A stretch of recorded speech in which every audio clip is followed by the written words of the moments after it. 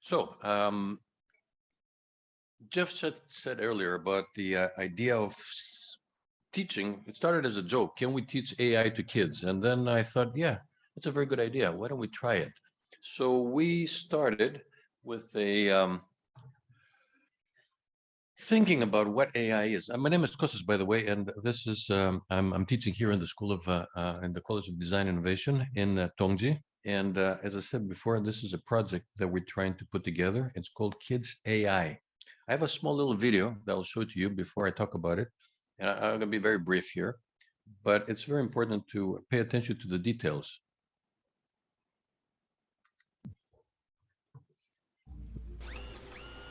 What is AI? What is AI design?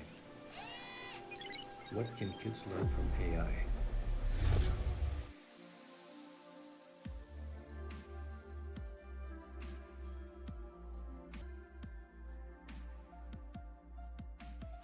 This is a course that we put together for the kids, and we call it Kids AI, and there's a D at the end. That D means design, because we think that design is very important for kids, especially in the context of intelligence. Because I'm teaching at the graduate level, I used to teach in Harvard, and I teach now here in the Tongji University. I went back into my memory, and I realized, how did I realize and how did I be interested in the world when I was a kid? The first thing that came to my mind was storytelling. And again, I'm Greek, and in Greek we have what we call mythology. And mythology is basically ways of telling a story that is didactic. It teaches the kids something, but at the same time, it's an interesting story that gives them very many different paths, different ways of thinking. And I thought that was something that we can use it in the context of AI. Well, why don't we put it in like a myth, like an anecdote, like a little puzzle? And some around 12 years old, there's this difference where they start becoming more abstract. They start thinking in logical ways. They want to argue with you. Yes, they like it, but we're always competing with the iPhone because we allow them to have their computers in front of them because they're going to be coding. We start thinking, okay, why don't we do lectures in the form of TikTok, since that's what they're looking, or make the puzzles more like a game, like a computer game, or make a story more like a cartoon, because they are much more creative in ways of thinking. And design is a very important component because design is the way that you prove that you are creative. So when they write code, for example, that code becomes creative. So we did this for many, almost like a year. Kids are graduating right now. This graduation that they do also comes with some sort of project that they do at the final stage. Startup idea is actually a pretty good idea that we never thought. It has the code side, it has the story side, but it also has a functional, practical side, which is related to them making project, a startup project. Kids are the future. There's a door to open the future. The door will be AI design.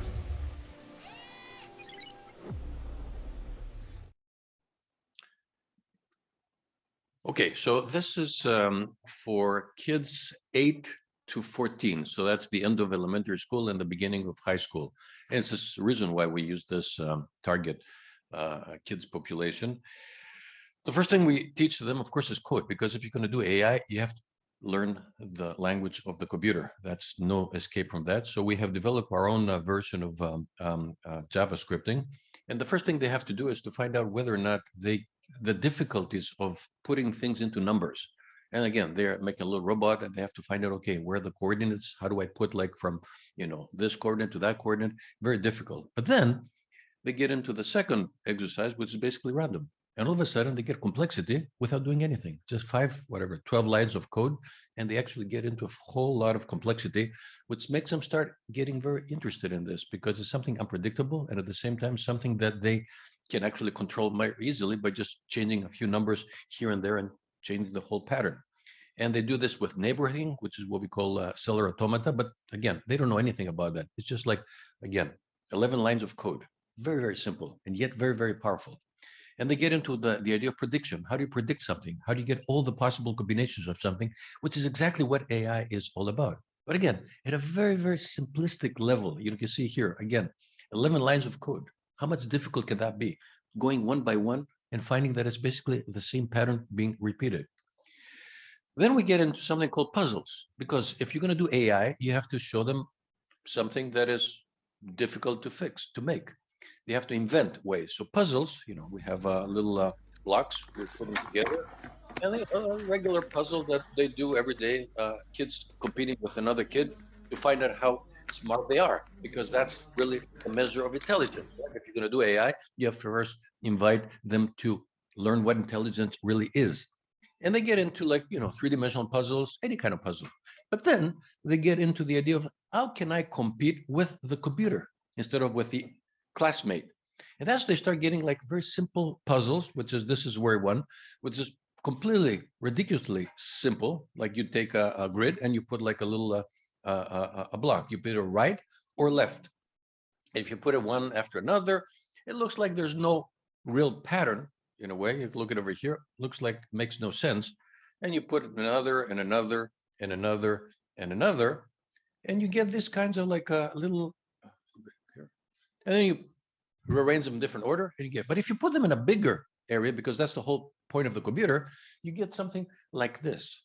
Okay. And then realize that, oh, wait a second, that's a maze. And they get it back into it and they go from a distance because again, that's the beauty of the computer. And they find that, oh, I can find my way through the maze. I can actually chase other people through the maze. I can make a game. Why? With two lines that go right and left. And that's a very powerful thing that they start learning. But again, here's the big problem that we have. It's not technical. AI is not a technical thing. If you look at it technically, you miss the point. It's much more than that. You have to tell them how, you have to convey a concept. And that's not easy. I mean, Fablab is in a way relatively easy because it's a toy. It's a physical thing. You play with it, right? You make a little robot, it moves around. It's easy to comprehend for a kid. But AI concepts as mathematics or as algorithms is very difficult. So you have to find a way to do that. So we use what we call memes. And what is a meme? A meme is a story, but the story is being told by somebody which they know. So basically, this is me being a cartoon of me, then I'm telling a story to them. And this is Aldo, which is another professor over here. And this is a story that Aldo is telling to one of their professors and making I a am little a professor story. of law, and I can take any student and make him in the best lawyer in the world. Professor, can I be your student? You're so good. Please, please, please. Okay, Tobin, I know you're a good student, but I know you're poor. So what I'm gonna do, I'm gonna get deal with you. After you win your first case, because you will win it, then you pay me, okay? Thank you, Professor. Thank you so much. I'm so happy. I will do the best. Trust me, I'm gonna be the best student. Tobin, after 2 years of studying, you graduated, and I think you are ready to win your first case, okay? So go out there, man, and kill them, okay? Because you know what? I need my money too. Ha ha ha. Sorry, Professor. I decided that I don't want to do law. I don't want to exercise law anymore. So I decided I'm going to go to an island and enjoy my life and drink margaritas all day. What? Are you kidding me? I will sue you. You know what? If I sue you and you lose the case, then you have to pay me. And if I win, then you lose. So you're going to pay me anyway because that's the deal we did, right? Remember? Not that fast, Professor.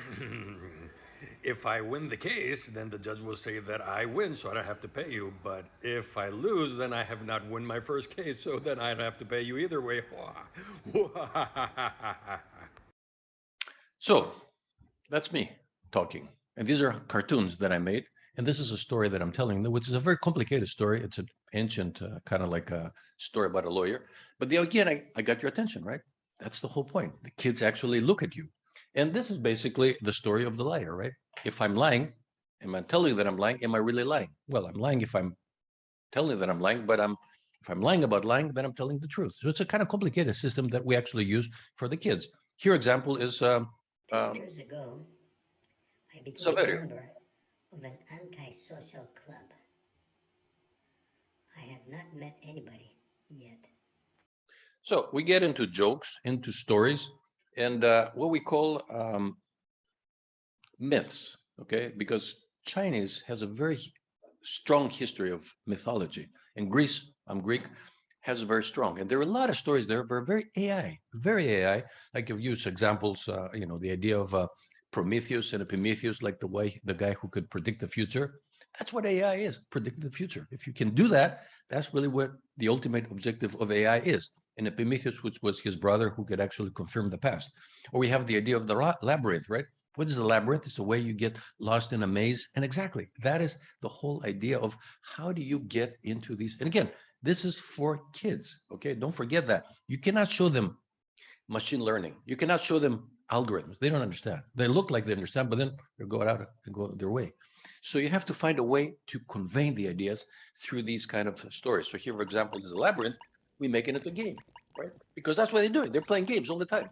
Well, why don't they play games that is for their own benefit? And they actually make the game because they can actually make the labyrinth. We just saw that earlier. Or we make it into a way that is interesting because it becomes a story, a movie, right?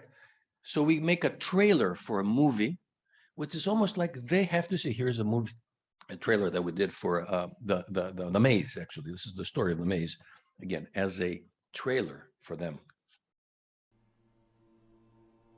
We make it into a animated. I designed the maze. Nobody can escape from the maze. Behold, you peons, I will enter the maze. I am the king of the world. Behold. No, no, Mark! Don't go! You're gonna get lost in the maze.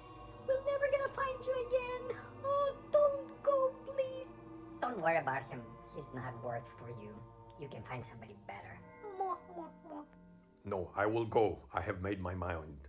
I will be living tonight. Okay, Mark. I respect your courage. Here, take my iPhone. And when you finish, please call me. That's not gonna happen. I have hacked his phone.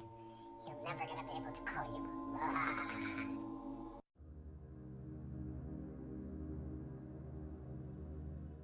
The trailer for the movie of the people. I'm the one talking, and then the actors are basically people they know, their own parents of the kids. Okay. Again, it's all about stories, and that's basically the idea behind it. And the stories could be very complicated. Like, for example, this is the story of my bike. I had a bike, and as I was biking for many, many years, I replaced all the pieces of the bike. So I had like new road, new wheels, new steering wheel. Everything was different. So I asked them, which one is the bike? The one I bought originally or the one I have today? This is a mathematical AI story that is from ancient Greek mythology that is talking about what is real. Is it what we look with our eyes, or is what is in our mind, is our memory? That's a very interesting concept for them to think about. We get into even more complicated stories, such as like quantum, which is pretty much easy if you think about it as how do you take the number 2 and become the number 1? How do you combine 2 into 1, which is basically Play-Doh. You take Play-Doh, you put 2 together. So you take a coin, you flip in the air, the 2 becomes 1. And that's exactly what quantum is. But again, it's all about storytelling. It's not AI. AI is not the point. Algorithm is not the point. Machine learning is not the point. It's the story. That is what they pay attention. That's how they learn.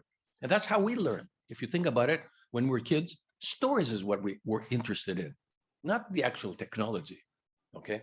And here's some pictures from our class. We do this it's a 5-day workshop that we do, and basically ends up with a AI art. So they do actually GANs and whatever complicated things through cartoonifying and everything. And then eventually they come with their own art. Here's some examples of it. And I mean, pretty interesting things.